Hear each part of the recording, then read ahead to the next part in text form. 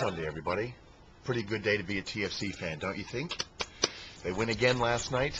The mighty Toronto FC beats the San Jose Earthquakes 3-1 away from home to gather their first win on the road in the 2010 MLS season. I'm over the moon today. I'm so happy about how things went last night, and why it's such a great day, I think, to be a TFC fan.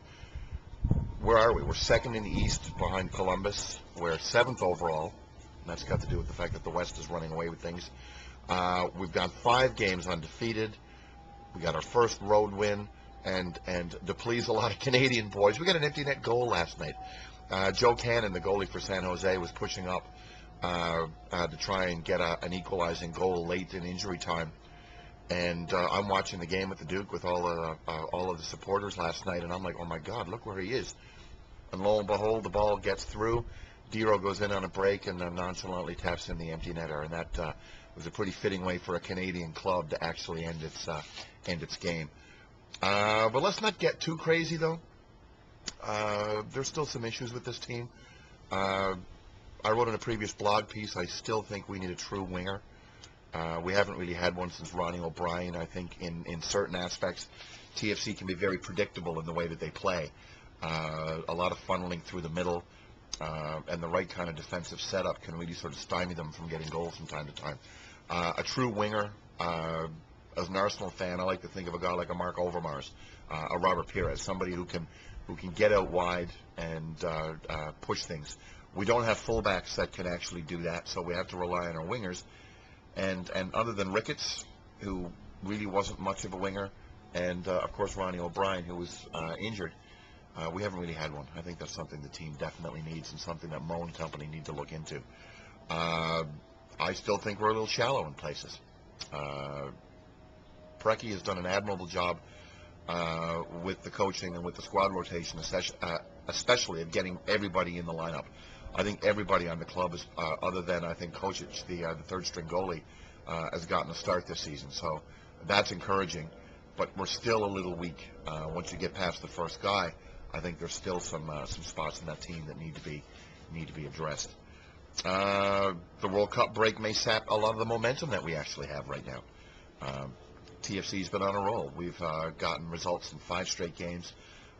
We went to 2 games on the West Coast. Los Angeles, arguably the top team in the league, and I got a well-deserved draw. And last night we got a well-deserved 3 points. We had 50-50 possession last night. Other than maybe the last 15-20 minutes of the game, in my opinion, San Jose really didn't really impress me too much.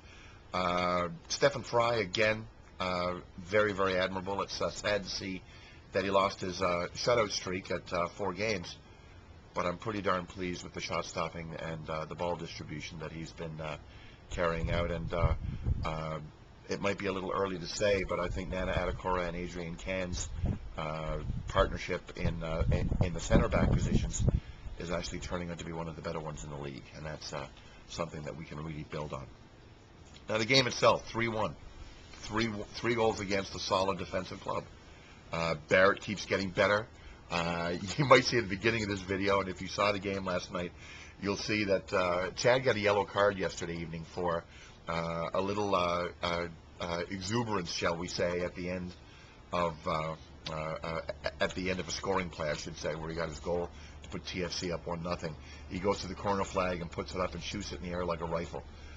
About time that Chad starts to get a little cocky. Strikers have to be cocky in order to succeed, in my humble opinion, and that's what a striker should be. Chad is still missing opportunities. He's probably not converting as many goals as he should based on the quality of the service that he's getting, but yet he's scoring goals, and I think he's got 4 now in the league. So he's on pace for 12, 13 goals this season, which I think would be an absolutely wonderful result for him. Only real downside on the pitch last night, I think, was Amadou Sanyang, who had a really poor game. There's a couple of really, really bad gaffes and giveaways in the first half that, again, thanks to Stephen Fry, didn't lead to any goals. Other than that, I think the team was very, very well deserving of the 3 points. DeRo got a brace coming off the bench. He's now second in league scoring behind Edson Buttle, and with Buttle going to the World Cup, it's a good chance that when Buttle comes back, that he's going to be looking at DeRo's backside as he goes in the first place in the scoring race. That would be absolutely, I think, fantastic. And the brace came, by the way, in only 45 minutes of play. I talked about the empty netter, which was nice. The other goal was, again, a nice little through ball, I think, from Nicola Braca, who's been a real revelation as well, by the way. DeRo comes in and just very cool as a cucumber, puts the ball away, and did it in very, very solid fashion. So we've got one more game against Kansas City next Saturday before MLS takes its break for the World Cup. Only the preliminary rounds of the World Cup, by the way. When they get past the round robin stage, the group stage, they're going to be starting games up again. So it's going to be a few weeks off. The transfer window is open, and I think there'll be a lot of speculation as to who's coming and who's going over the next few weeks. Based on Kansas City's form, I think they got beaten 4-1 on the weekend.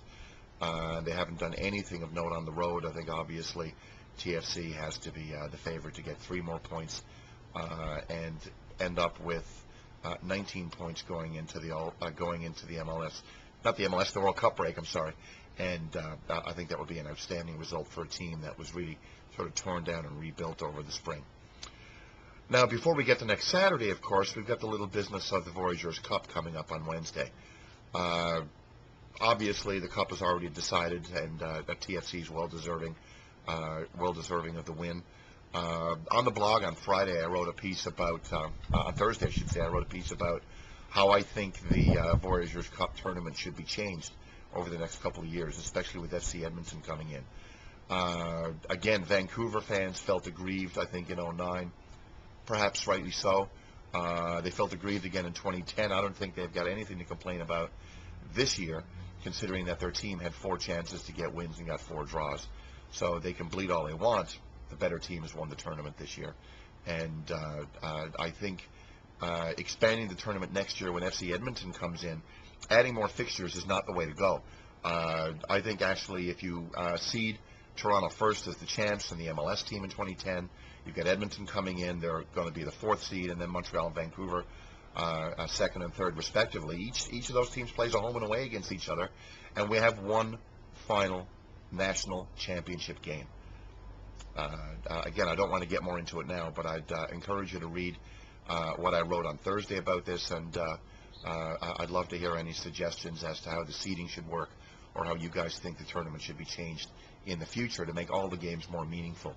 Because, again, we got a game Wednesday night that's not meaningful. There's going to be more fun in the stands than on the pitch, I think, in a lot of respects.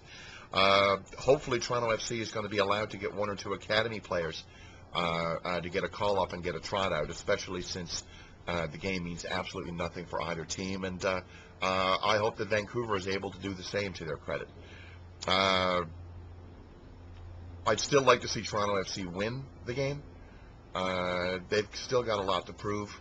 They obviously deserve the cup, but I think winning their last game at home and keeping our home undefeated streak intact, again, would be a very, very important psychological development. So there you have it. TFC puts the boots to the mighty San Jose Earthquakes, or the not-so-mighty San Jose Earthquakes, I should say, today. We're going into the World Cup break in good shape. Some really, really positive developments in certain spots on the pitch.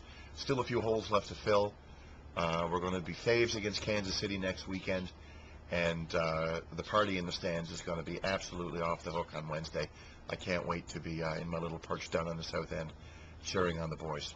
So you guys have a wonderful Sunday, and we'll talk to you soon. Cheers.